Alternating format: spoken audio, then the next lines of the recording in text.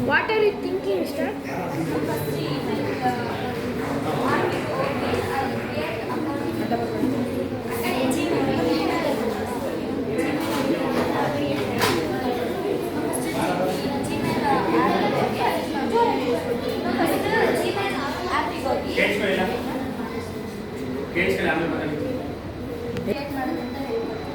ಅದಾದ್ಮೇಲೆ Google calendar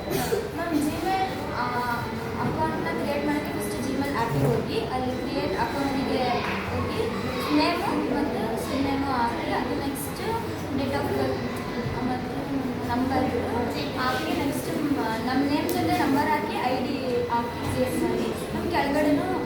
ನಮ್ಮ ಒಳಗಡೆ ಹೋಗಿ ನಮ್ಮ ಇಮೇಲ್ ಇದು ಬರುತ್ತೆ ಅದೇ ನಮ್ಮ ನಮ್ಮ ಫಸ್ಟಲ್ಲಿ ಗ್ರೀನ್ ಕಲರ್ ಕಂಪ್ಯೂಷನ್ ನಮ್ಮ ಅಲ್ಲಿ ಕ್ಲಿಕ್ ಮಾಡಿ ಸ್ವಲ್ಪ ಕಂಪೋಸ್ ಅಲ್ಲಿ ಕ್ಲಿಕ್ ಮಾಡಿಬಿಟ್ಟು ಈ ಕಡೆ ಸೈಡಿಗೆ ಬರುತ್ತೆ ನಾವು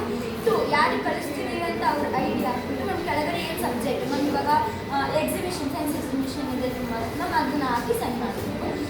ನಾವು ಅವರು ಕಳಿಸಿರೋ ನಾವು ನೋಡಬೇಕಂದ್ರೆ ಈ ಕಡೆ